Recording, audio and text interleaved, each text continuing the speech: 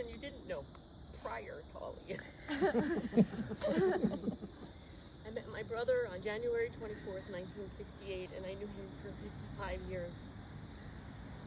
And I am so blessed that I have a brother who was not only just my brother, but he was my father, he was my brother, he was my friend, he was my kung fu master, he was everything to me. And I worship the ground he walked on all the time. And anybody who knows me knows that he was my sunshine. And everything that everybody said is beautiful and true.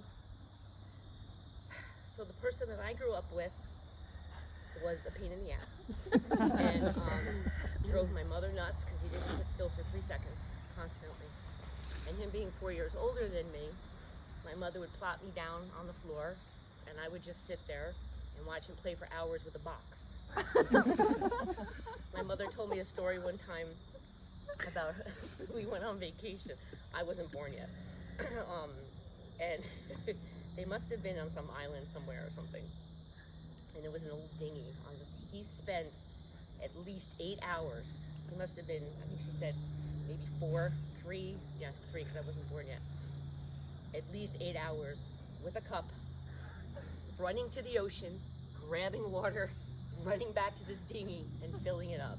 And that was my brother because he was determined to fill this boat with water, and that's what he did all day long. I didn't plan on what I was going to say, but there were just these things that popped into my head about Mark and who he was, and he never sat still.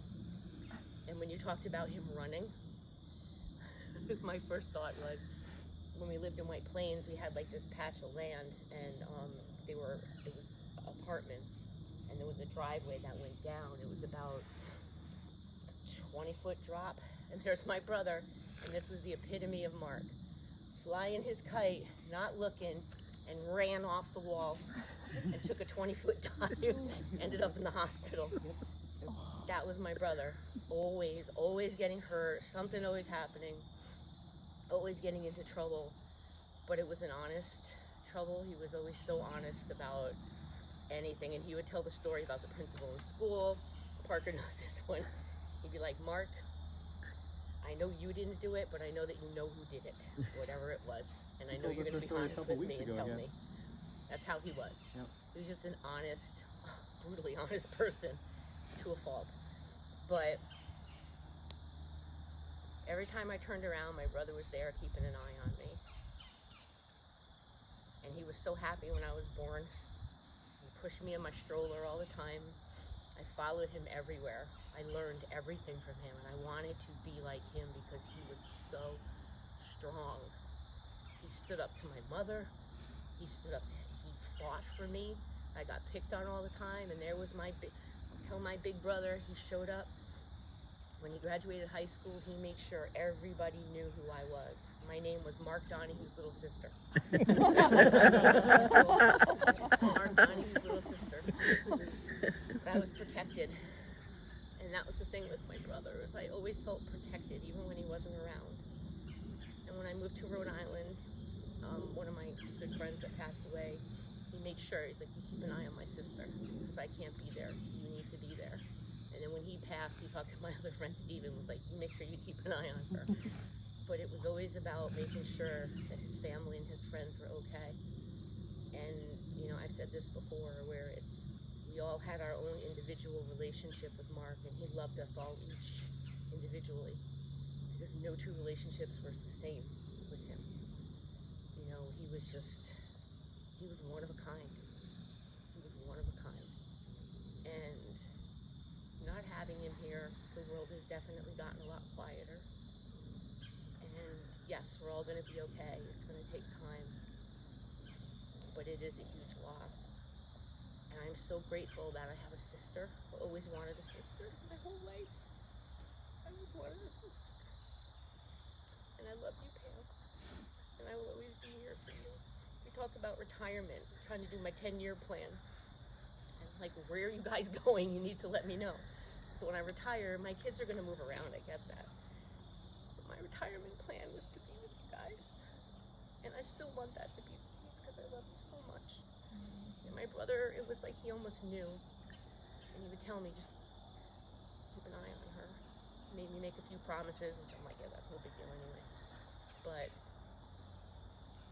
Art, I always refer to you as his man wife.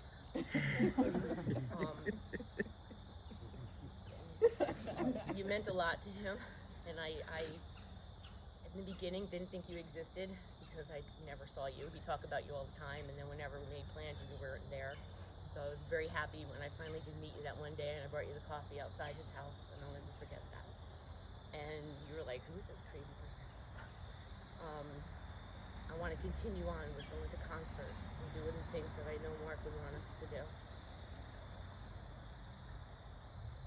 With that being said, I just want to say, on behalf of Mark, I love all of you, and I know you all loved him, and he was the best brother that anybody could ask for.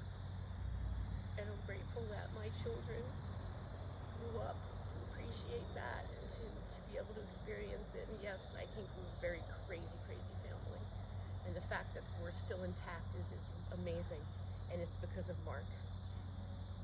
It's definitely because of my brother. I mean, he caused his own stuff, but then he was like the hero. He was always the hero. So I am very grateful and very blessed to have known somebody that amazing for 55 years. And I just want to thank you all for loving him, for his specialness, because he definitely was not your average bear. Definitely not. So, and that's why it's like, to know him, you either loved him or you couldn't stand him. There was no in between. But then you grow on him. But much like my daughter, I never know when to stop, so I'm just kidding.